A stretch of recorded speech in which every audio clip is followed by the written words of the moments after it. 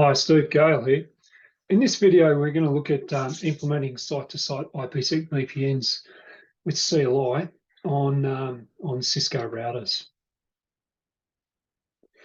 So we're going to cover how we go about configuring a site-to-site IPsec VPN and the various steps involved. There's probably five steps involved in setting it up. First of all, we'll look at the ISACAMP policy, or the Phase 1 policy, and setting up the Phase 1 policy and what commands we're required to do that. Then we'll look at setting up Phase 2 IPsec policies, SAs, and the commands that are required to configure the IPsec policy, and then bind it all together into a crypto map. And finally, the setting up the VPN and testing the VPN. So in configuring a site-to-site IPsec VPN, there's five steps that are involved. So the first step is the ISACAMP, or the Key Management Protocol, and that tunnel is initiated when there's interesting traffic sent from one host to another, so from one endpoint to the other endpoint of the VPN. So the way we determine what's interesting traffic is by setting up an ACL, and any traffic that hits the ACL will be seen as interesting traffic, and that'll establish the VPN. So the second step is Phase 1, and in IKE Phase 1, we've got to negotiate an ISACAMP policy. So what we want to do is set up a secure tunnel to allow for the negotiate the Phase 2 policy. So in Phase 1, our security associations need to be agreed by both ends, and once that's done, we've got a secure tunnel that we can use to negotiate the SA security associations for Phase 2. So once Phase 1's completed, Phase 2 can start, and the IPsec peers will then use that phase tunnel that's been established in Phase 1 to negotiate their security associations for the data transfer. So once that's completed, then we've got the IPsec tunnels being created, and we can transfer data between the two IPsec peers based on the IPsec security associations. So there's two ways a tunnel can terminate. It can either be deleted, or we can set a lifetime, and when the lifetime expires, then the tunnel will be deleted, and then it would need to be renegotiated. So it would start all over again. As soon as some more interesting traffic was detected, then the VPN tunnel would be rebuilt according to the five steps that we've just looked at. So basically, with our topology, this is our reference topology here. You can see we've got the internet connecting two routers, and we've got internet IPs on the serial interfaces of these routers: 172.32.1, 172.32.2, and then we've got our two internal sites. So one might be a branch office. Say, for example, the 10.0.1.0 could be our branch office, and the 192.168.1.0 could be our head office. And what we want to do is we want to establish a secure VPN tunnel through the internet between these two sites, Site 1 and Site 2.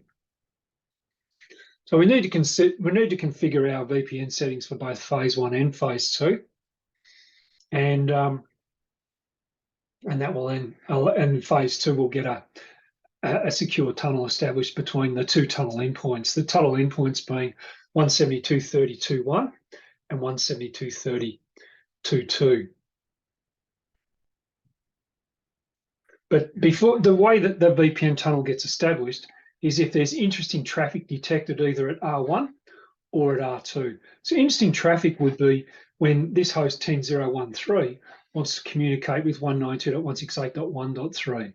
So we set up an ACL on R1 that if 10.0.1.3 tries to communicate with 192.168.1.3, that will be seen as interesting traffic, which will trigger the tunnel establishment.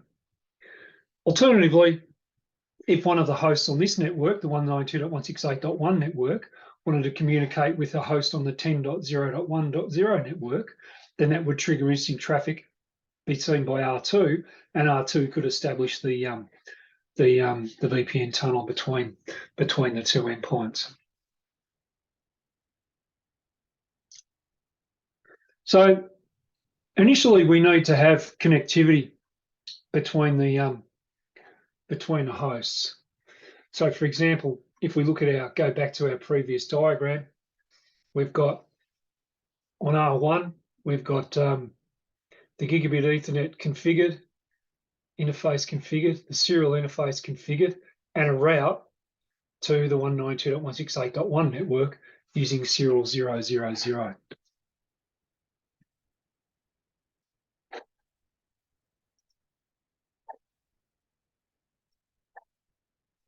So just to bring that diagram back up, so we've got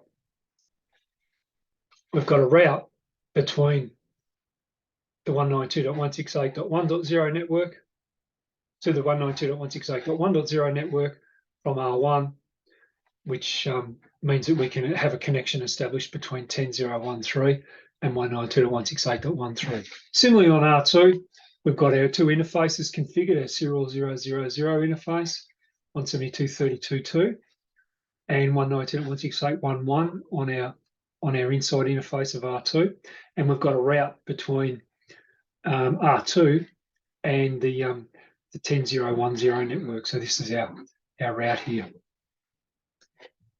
and we should be able to ping and verify that we've got connectivity. So if this was our security policy for XYZ Corp, we want to encrypt with AES 256 and SHA.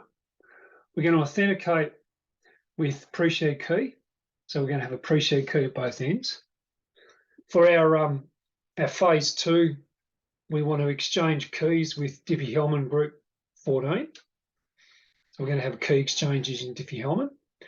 And we're going to set our IceCamp tunnel lifetime is 1 hour. And our IPSEC tunnel is going to use ESP with a 15-minute lifetime. So to be able to achieve this security policy, we need to go through and set our ISACAM policy for our internet key exchange in phase 1. We need to configure our IPSEC policy for our IPSEC phase 2, so our IPSEC tunnel using ESP, 15-minute lifetime. Need to configure a crypto map for the IPSEC policy, which will bind it all together, and then apply the IPSEC policy to the appropriate interface, and then verify that the tunnel is working. So these are all the things that we need to do to get our VPN up and going. So we need some ACLs because we need to allow for the various protocols which are being used. So, for example, we can set up an extended access list on inbound, and where we want to, first of all, we want to permit IP traffic between, this is on R1, we want to permit IP traffic from the 192.168.1 network, which is destined for the 10.0.1.0 network, bearing in mind this is an inbound ACL, which will be applied to the serial 000 or our external interface on the incoming side. We want to allow for ICMP, so we can ping from, say, 172.32.2 to 172.32.1. So what we're doing here, just bring up our diagram, is you want to be able to ping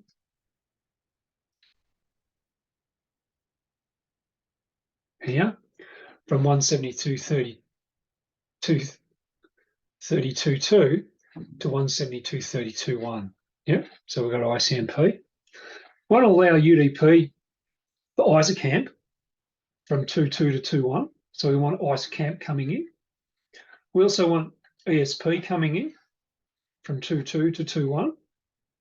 And we also want AH, application header protocol, authentication header protocol from 2.2 to 2.1 coming in, and deny everything else.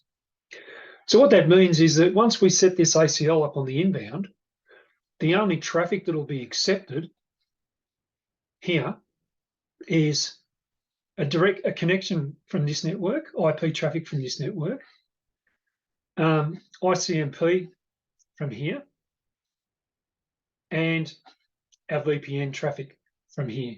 So nothing, everything else is going to be denied. And we're going to put that on the incoming, on inbound on serial 00. And we'll do the equivalent thing on the other router as well. Obviously, it's going to be from 2.1 coming to 2.2, incoming on serial 000 of R2.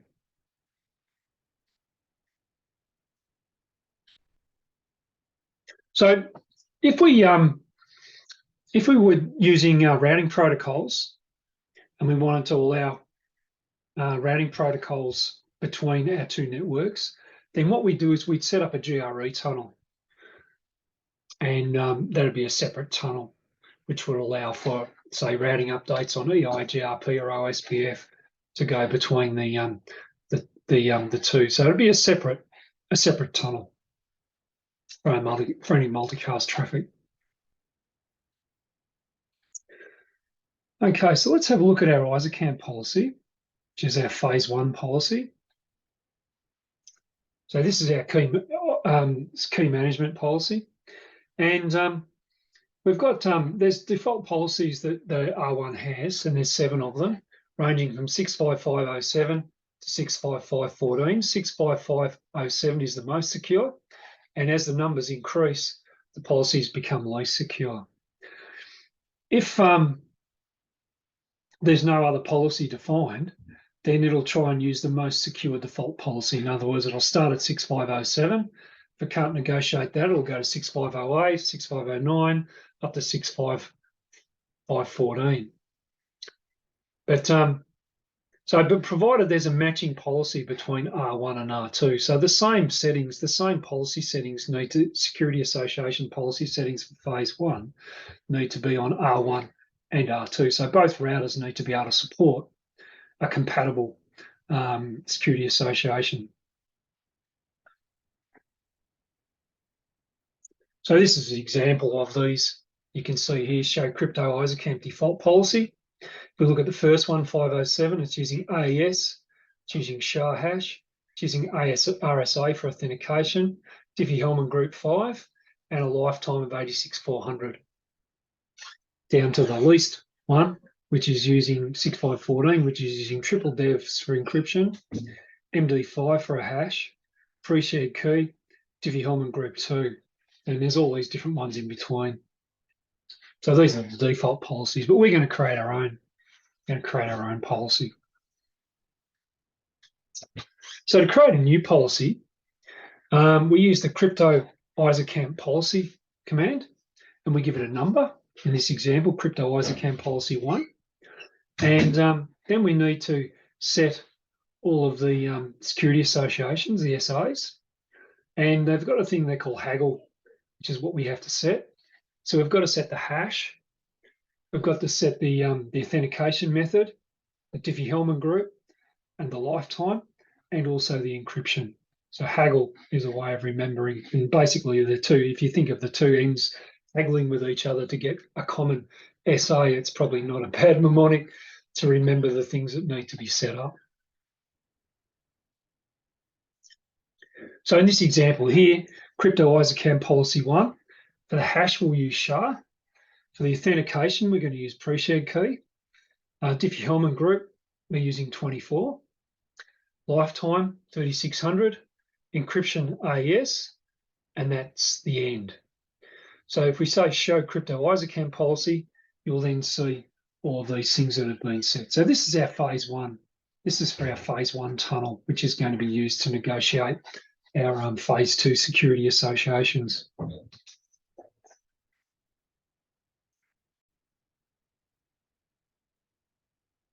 So when we also need to configure the pre-shared key.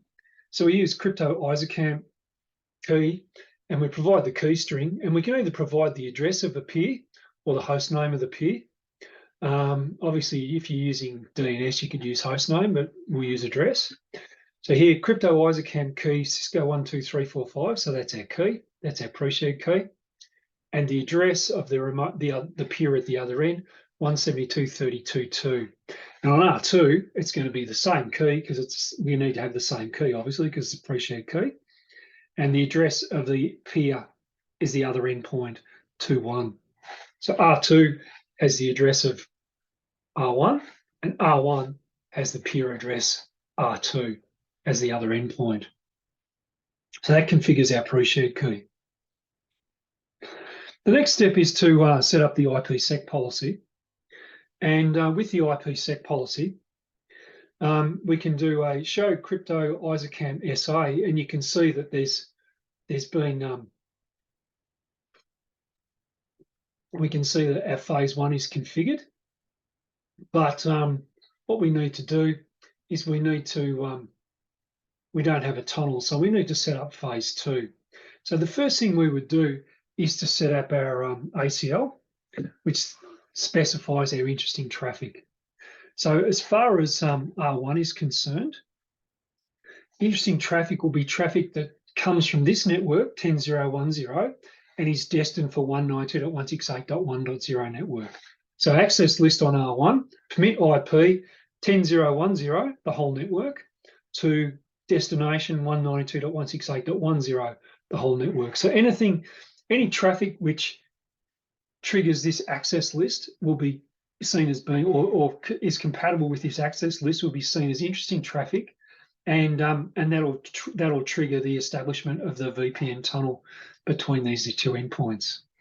Similarly on R2, any traffic that's coming from the 192.168.1.0 network and is destined for the 10.0.1.0 network will trigger the VPN establishment, because that'll be seen as being interesting traffic from R2's perspective. So you can see the source is 192.168.1 network, the destination is 10.0.1.0 network. Then we need to configure the IPSEC transform set. So the IPSEC transform set is basically the security associations that we're going to use for the actual data transfer. So the command for that is crypto IPSEC transform set, and then we give it a name, and then we specify what sort of encryption we're going to use and whether we're using authentication header. So in this case, we're using ESP AES as our encryption, and we're using ESP SHA HMAC as our authentication header for the phase 2. And it's the same. We use this. Obviously, we're going to use the same security association on R1 as we do R2. The name doesn't need to be the same, but we can use the same name at both ends. So the next thing is to bind everything together into a crypto map. So the way we do this is with the crypto map command, and we give it a name, and we also give it a sequence number. And we can either use IPSEC ISACAMP, and we can let IPSEC and ISACAMP sort it out, or you could do it manually. But for the purposes of these exercises, we're going to use ISACAMP to negotiate phase 1 and IPSEC in phase 2. So you can see here we've got crypto map, R1, R2 map, we'll call it, and we'll give it a sequence number of 10, and we're going to use IPSEC ISACAMP. Yep. And there's other options here where you can disable it, whatever. You can do other things as well, or you can set different values.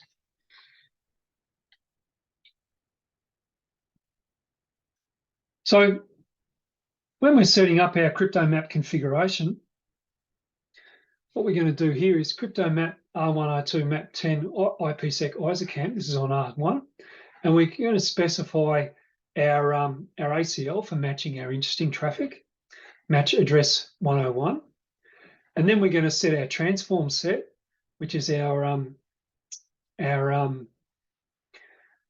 phase 2 transform set, which we set as R1, R2. And then for R1, we need to set the peer at the other end of 172.32.2. So here we're talking, this is our map for R1. So our peer at the other end for R1 is 172.32.2, yeah, at the other end. And we're going to use PFS, so perfect forward sequencing, and Diffie-Hellman group 24. Yep, so this is if group 24 is supported. I think you'll find in the lab that up to group 5 is the maximum group that's supported by the routers being used in the lab. And then we can set the security association lifetime. So this is how long the SA lasts for before it has to be re-established. Yep. So obviously the shorter the lifetime, the higher the security level, but the more overhead there is in renegotiating all of these things over again within 900 seconds. And on R2, it's basically the same. The match address is the same ACL 102. Transform set was the same, R1, R2. Our peer is the other end, 170.32.1. So from R2's perspective, the endpoint VPN peer is 32.1. Same PFS group and same security association lifetime.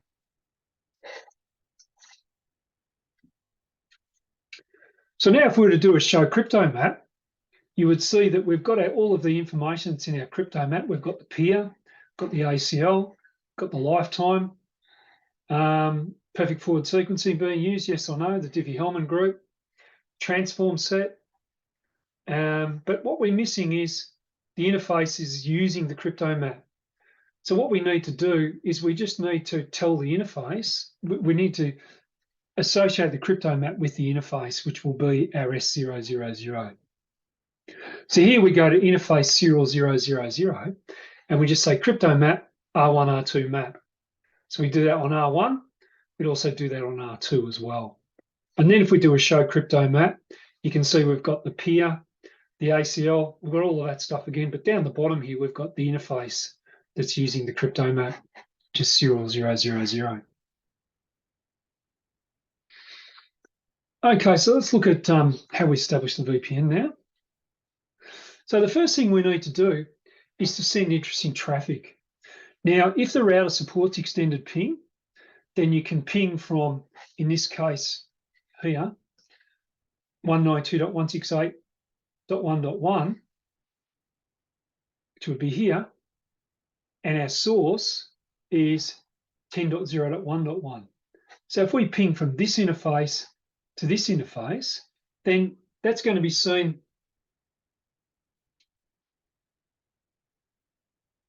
and that should be on R2, shouldn't it? Anyway. Oh no, sorry, the other way around. We're pinging 192.168.1.1, which is here, and we're using as a source 10.0.1.1. So from pinging from here to this interface, or anywhere, we could ping from 10.0.1.3 to 192.168.1.3 would do the same thing. And R1 would see that as being interesting traffic, and it would trigger the establishment of the VPN. So we can then verify by showing show crypto ISACAMP SA, and you can see here that we've got destination 172.32.2, source 170.32.1, and so this is our tunnel. These are our tunnel endpoints, and you can see that the status is active.